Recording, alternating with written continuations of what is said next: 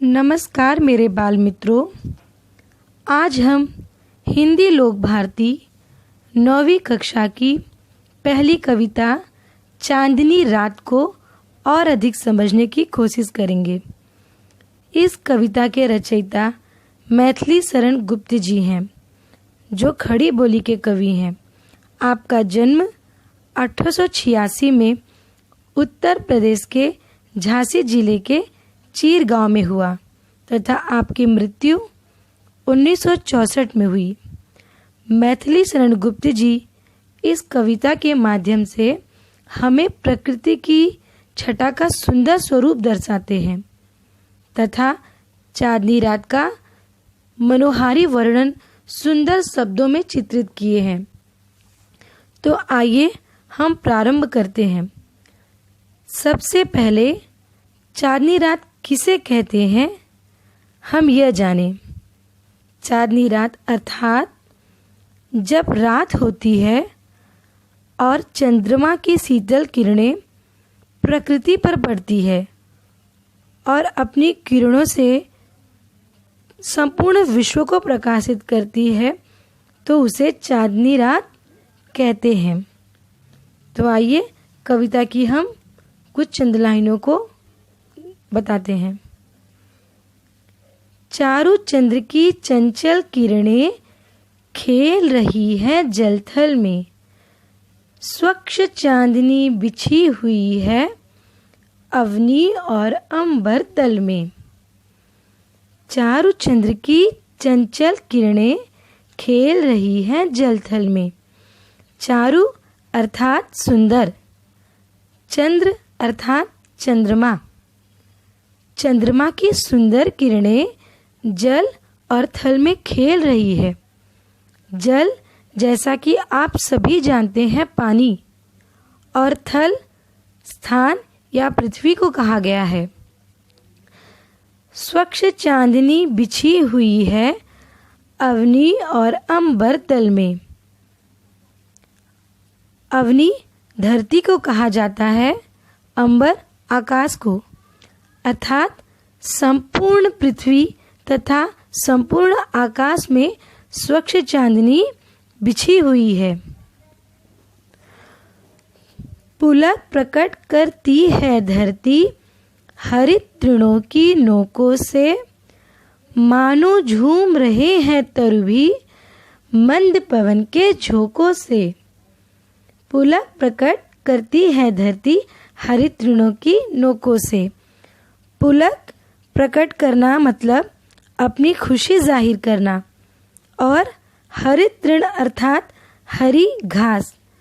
पृथ्वी हरी हरी घास की नोकों के माध्यम से अपनी खुशी प्रकट कर रही है। मानो झूम रहे हैं तरु भी मंद पवन के झोंकों से। तरु पेड़ को कहा जाता है। मंद पवन मतलब धीमी धीमी चलने वाली हवाएं। कवि कहते हैं, ऐसा प्रतीत होता है मानो वृक्ष भी धीमी धीमी बहने वाले वायु के झोंके से झूम झूम कर अपनी खुशी हम तक पहुंचा रही है, अपनी खुशी प्रकृति को जाहिर कर रही है। क्या ही स्वच्छ चांदनी है यह।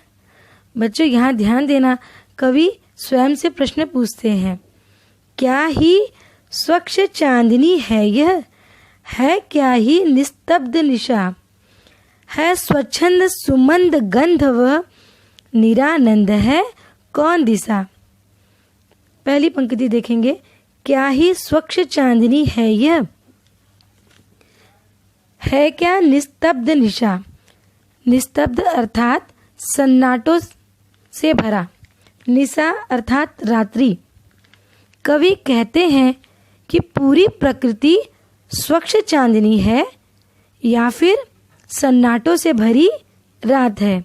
ऐसा प्रश्न वह स्वयं अपने आप से इस पंक्ति में पूछते हैं। है स्वच्छंद सुमंद गंध व निरानंद है कौन दिशा। स्वच्छंद अर्थात स्वतंत्र, सुमंद मतलब मंद मंद अर्थात धीमी, और गंध मतलब सुगंध। कवि कहते हैं कि वायु स्वच्छंद होकर अर्थात स्वतंत्र होकर मंद मंद धीमी गति से बह रही है। निरानंद है कौन दिशा, निरानंद अर्थात नाखुश, दुखी। कवि इस पंक्ति में कहते हैं कि सभी दिशाओं में आनंद ही आनंद व्याप्त है। ऐसी कोई भी दिशा या ऐसा कोई भी स्थान नहीं है जो इस समय प्रकृति के ऐसे रूप का आनंद नहीं ले रहा है।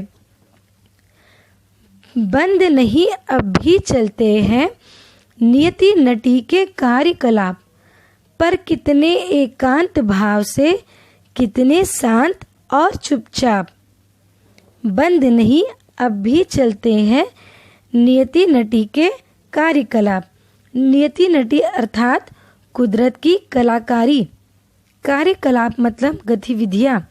कवि कहते हैं कि रात्रि होने पर भी प्रकृति अपने कार्यकलाप में अर्थात अपनी गतिविधियों में लगी रहती है। सारा विश्व सो जाता है लेकिन प्रकृति नहीं सोती, वह अपने कार्यों में लगी रहती है। पर किस प्रकार, यह हम देखेंगे। पर कितने एकांत भाव से, कितने शांत और चुपचाप। यहाँ एकांत भाव का तात्पर्य है सुनसान, अकेला, अर्थात नियति चुपचाप अपने कर्तव्यों को, अपने कार्यों को कर रही है, अपने कार्यों का पालन कर रही है बिखेर देती वसुंधरा, मोती सबके सोने पर, रवि बटोर लेता है उनको सदा सवेरा होने पर। है बिखेर देती वसुंधरा, वसुंधरा अर्थात धरती, धरती को वसुंधरा भी कहा जाता है। रवि सूरज को कहा गया है।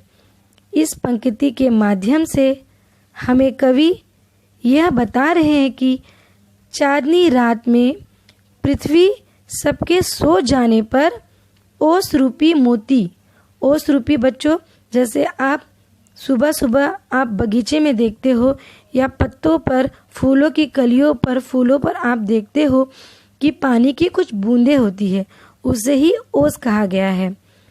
तो वो ओस रूपी मोती को वसुंधरा बिखेर देती है। कब? जब रात्रि होती है।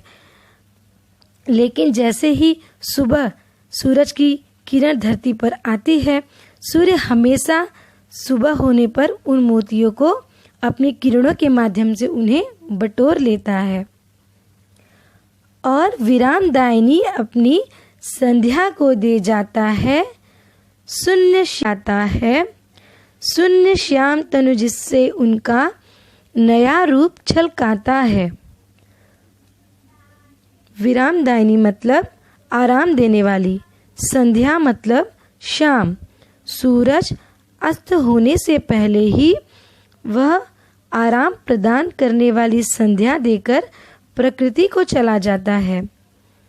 शून्य श्याम तनु जिससे उनका नया रूप छलकाता है। शून्य श्याम तनु जिससे उनका नया रूप छलकाता है।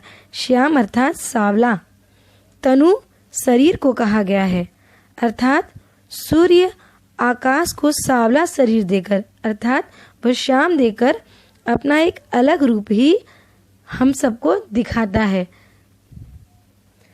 पंचवटी की छाया में है सुंदर पर्ण कुटीर बना, उसके सम्मुख स्वच्छ शिला पर धीर वीर निर्भीक मना। पंचवटी की छाया में है सुंदर पर्ण कुटीर बना। कवि कहते हैं कि पंचवटी अर्थात 5 वृक्षों की घनी छाया में पत्तों की एक सुंदर कुटिया बनी हुई है। यहाँ पर्ण अर्थात पत्तों को कहा गया है, कुटीर कुटिया को कहा गया है। उसके सम्मुख स्वच्छ शिला पर धीर वीर निर्भीक बना। शिला मतलब पत्थर। कवि यहाँ पे कहते हैं कि इस कुटिया के सामने एक विशाल पत्थर है, एक विशाल शिला है जिस पर धीर वीर निर्भीक, धीर वीर मतलब एक हिम्मत वाला, धैर्यशाली निर्भीक बिना डरने वाला मनुष्य उस पत्थर पर बैठा हुआ है। जाग रहा है कौन धनुर्धर, जबकि भुवन भर सोता है। भोगी कुसुमा युद्ध योगी सा, बना दृष्टिगत होता है। जाग रहा है कौन धनुर्धर। धनुर्धर बच्चों अर्थात धनुषधारी, जो धनुष को ग्रहण करता है, जो धनुष को धारण करता है। जैसे राम भगवान आप देखते हैं वो धनुषधारी थे, ऐसे ही यहाँ पे धनुषधारी अर्थात जो धनुष को ग्रहण करे। और भुवन संपूर्ण विश्व को कहा गया है। इस पंक्ति में हमें यह समझाया गया है कि जब सारा संसार सो रहा है तो कौन धनुषधारी है जो इस समय भी जाग रहा है। भोगी कुसुमा युद्ध योगी सा, बना दृष्टिगत होता है। भोगी यहाँ पर भोग करने वाले को कहा गया है। कुसुमा युद्ध अर्थात कामदेव को कहा गया है। योगी तपस्या करने वाले को कहा जाता है। इस पंक्ति में यह समझाने की कोशिश हमें की गई है कि यह ऐसा कौन वीर पुरुष है जो भोगी करने वाला कामदेव एक योगी बनकर तपस्या करने बैठा हुआ है। यहाँ पे हम अपनी इस कविता को विराम देते हैं। आशा होगी कि आपको ये कविता समझ में आई होगी। अभी यहाँ पे इस कविता के कुछ कठिन शब्द को मैं आपके सामने प्रस्तुत करती हूँ ताकि आप इस कविता को